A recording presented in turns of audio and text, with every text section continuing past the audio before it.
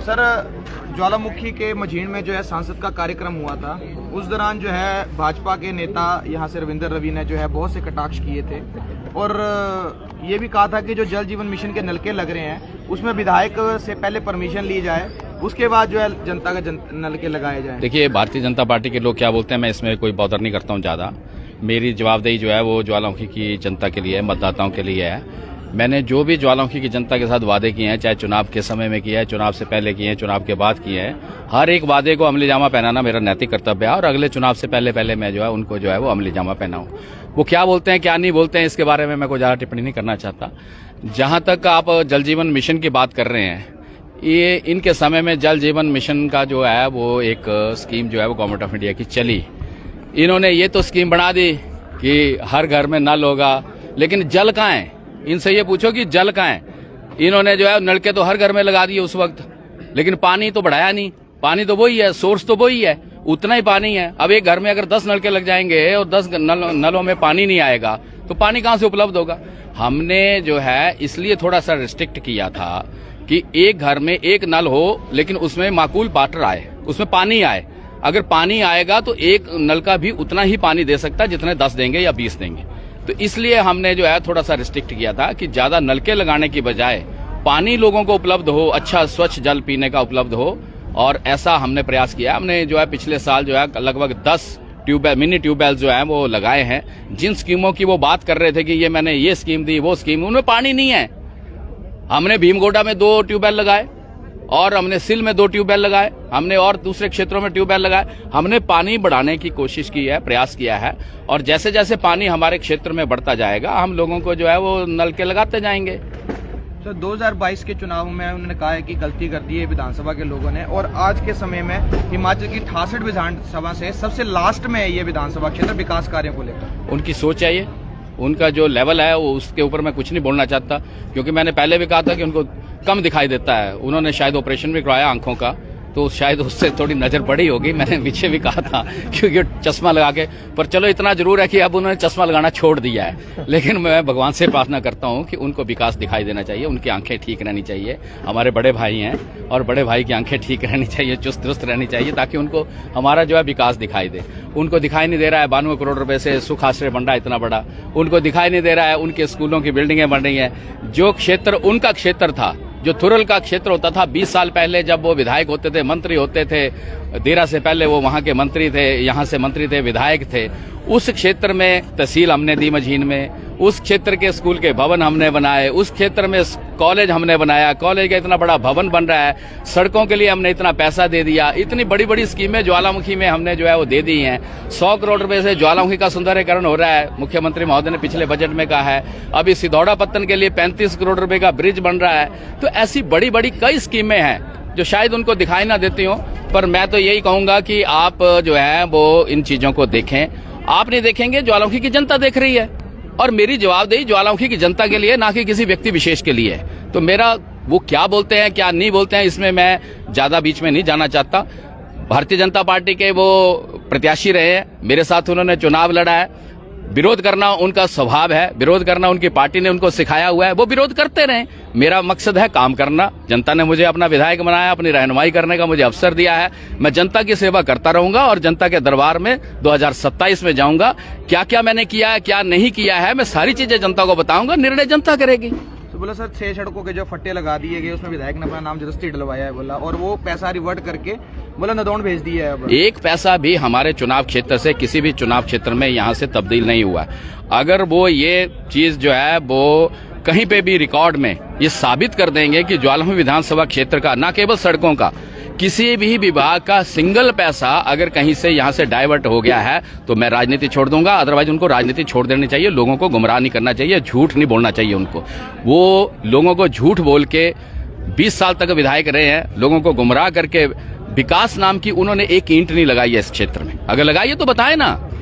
जो क्षेत्र उनका क्षेत्र थुरल का हिस्सा मेरे को आया, उसमें ही बता दें कि हमने क्या किया।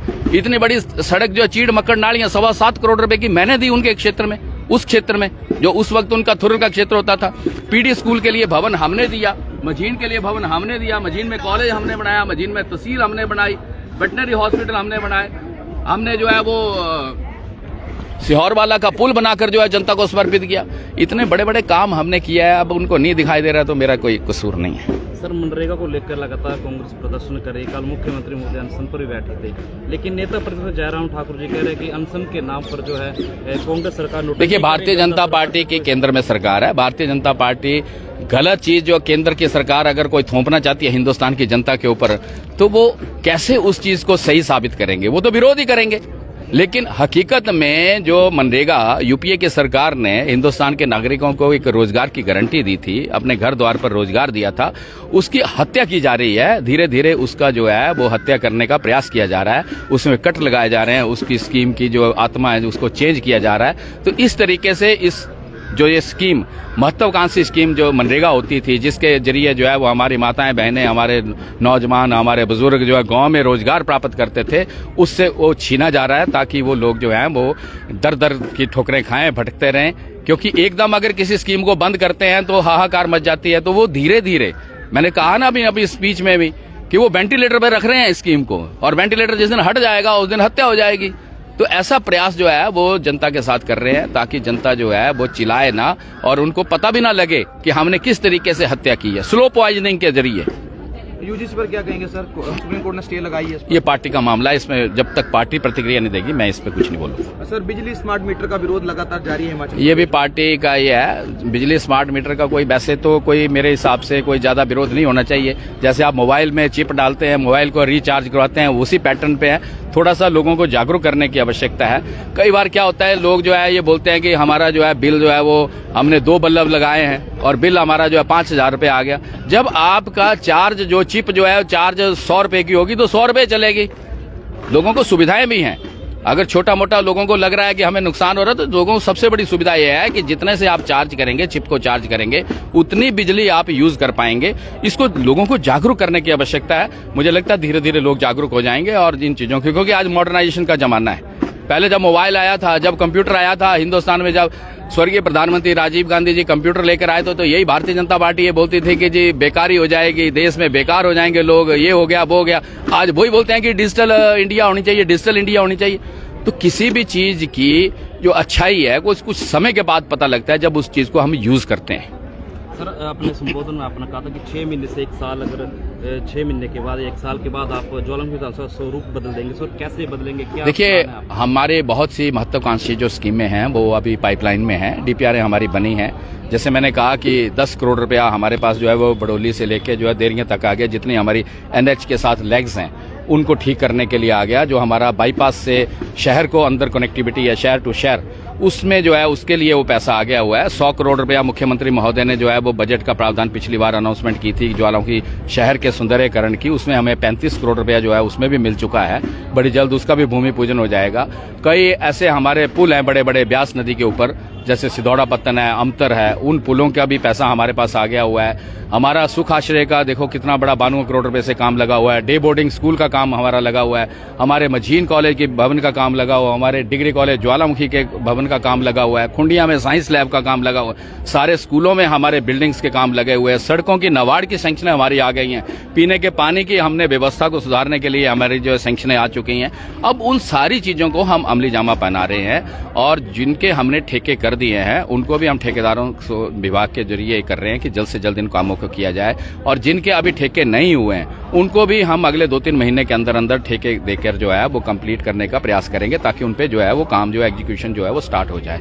तो जब ये सारे काम जो है वो धरातल पर आएंगे तो नेचुरली ज्वालामुखी का स्वरूप जो है चेंज होगा। हमने मंदिर का मास्टर प्लान बना दिया है। ज्वालामुखी मंदिर का एनआईटी से हमने मास्टर प्लान बनाया है। मंदिर में भी हम सारी सुविधाएं यात्रियों को भी, लोकल बाशिंदों को भी वो देंगे जो जिनके वो हकदार हैं। तो इस तरीके से हम शहर का भी सुंदरीकरण करेंगे। और कई ऐसे काम हैं, जैसे हमारे 4 तेती के भी बन रहे हैं। लगड़ू में तेती के भी बन रहा है, हमारा मझीन में तेती के भी बन रहा है, हमारा ठेड़ा में तेती के भी बन रहा है, हमारा देरिया में तेती के भी बन रहा है। तो जब ऐसी चीजें, व्यवस्थाएं जो धरातल पर आएंगी तो ऑटोमेटिकली हमारा जो इसका स्वरूप है हमारे चुनाव क्षेत्र का बदलेगा और एक अच्छा आदर्श चुनाव क्षेत्र बनेगा। अंतिम सवाल सर, सपड़ी पनार सड़क और चंबा पत्तन वाली हाल बेहाल है सर। और अब देखिए, हमने इसका जब हम विधायक बने दिसंबर 2022 में, हमने इनकी डीपीआरएं बनाकर जो है गवर्नमेंट ऑफ इंडिया को भेजी और उसमें हमें जो है पीएमजीएसवाई 3 में जो है ये सड़कें सैंक्शन हुई। ना केवल ये सड़कें सैंक्शन हुई, इसके अलावा कोपड़ा हसोल है, त्रियामड़ू से मरियाना है, देरिया से सलेड़ है, ये सड़कें भी हमारी सैंक्शन हुई। तो जब ये सड़कें सैंक्शन हुई, इनका बाकायदा हमने टेंडर किया। अब टेंडर करने के बाद ठेकेदार को काम दिया, एक पैकेज बना, क्योंकि एफडीआर एक नई स्कीम जो है वो इंट्रोड्यूस हुई हिमाचल प्रदेश में। कभी भी सड़कें जो एफडीआर के तहत नहीं बनी थी, हमारी जो है वो लोकल मटेरियल से सड़कें बनती थी। एफडीआर पहली बार इंट्रोड्यूस हुआ तो एक पैकेज बनाकर जो है वो इसको जो है वो ठेका दिया गया। अब पैकेज किसी बाहर के ठेकेदार ने ले लिया, क्योंकि हमारे लोग एलिजिबल नहीं थे उस पैकेज के लिए। अब उसने ले लिया, उसने काम जो है थोड़ा थोड़ा काम किया और उसके बाद उसने काम रोक दिया। तो हमने विभाग के अधिकारियों से बात की, हमने मुख्यमंत्री से बात की, हमने लोक निर्माण मंत्री से बात की, असेंबली में क्वेश्चन उठाया और हमने कहा कि अगर ये ठेकेदार काम नहीं करना चाहता है तो इसका टेंडर कैंसिल करके नए सिरे से टेंडर लगाया जाए। लेकिन इसमें थोड़ी सी एक दिक्कत ये आ रही है कि ये पीएमजीएसवाई 3 जो है वो 31 मार्च 2026 तक है। 31 मार्च 2026 को ये क्लोज हो जाएगा। अगर हम री टेंडर में चले जाते हैं तो हमारा पैसा जो है वो लैप्स हो जाएगा और ये सड़कें जो है वो नहीं बन पाएंगी। तो हमने ये प्रयास किया है कि उसी ठेकेदार से उसको तो टाइम देके, उससे एडिशनल सिक्योरिटी लेके हम उसको जो है देंगे टाइम कि 31 मार्च। हमने कहा 5 सड़कों, इन सारी सड़कों के ऊपर काम ना करे वो, ये केवल मात्र हमें 2 सड़कें तैयार करके दे दे, जिसमें सपड़ी से पनार और हमारी ज्वालाजी से चंपापत्तन रोहाड़ा की दरोली से होते हुए इन 2 सड़कों को अगर 31 मार्च तक तैयार करके दे देगा तब हम इसको अगली 3 सड़कों के ऊपर काम करने देंगे। नहीं तो हम इसको जो है किसी भी सड़क के ऊपर काम करने नहीं देंगे और इसको पेनल्टी लगा के इसकी सिक्योरिटी हम फॉरफिट करेंगे। ये हमने सख्त निर्देश जो है वो अधिकारियों को दे दिए हैं और इस पे काम हो रहा है। आज भी हमारे अधिकारी जो है बीसी करके जो है वो इसको टाइम दे रहे हैं कि 2-4 दिन के अंदर अंदर इस काम को जो है वो स्टार्ट करें। मुझे उम्मीद है कि वो ठेकेदार जो है वो जल्द से जल्द इस काम को स्टार्ट करेगा और हम 31 मार्च से पहले दोनों सड़कों को समर्पित कर दें। अगर कोई ऐसी गड़बड़ आई तब भी हम अप्रैल में, जब मौसम ठीक हो जाएगा, हम सपड़ी पनार की टारिंग कर देंगे। उसके लिए माकूल पैसा हमने अलग से रखा हुआ है। Thank you sir. Thank you. तो दर्शकों, ये थे ज्वालामुखी के विधायक संजय रत्ना भी और बहुत से सवालों के जवाब जो है यहाँ पर दिए हैं। बहुत से सवाल भी थे और उनको लेकर जो है यहाँ पर जानकारी यहाँ पर साझा की है। तो दर्शकों, मैं विनायक ठाकुर आप सभी के बीच में इस वक्त ज्वालामुखी विधानसभा क्षेत्र से लाइव था। शेयर कीजिएगा इस लाइव को। बहुत बहुत धन्यवाद, बहुत बहुत शुक्रिया। जय हिंद, जय हिमाचल, जय भारत।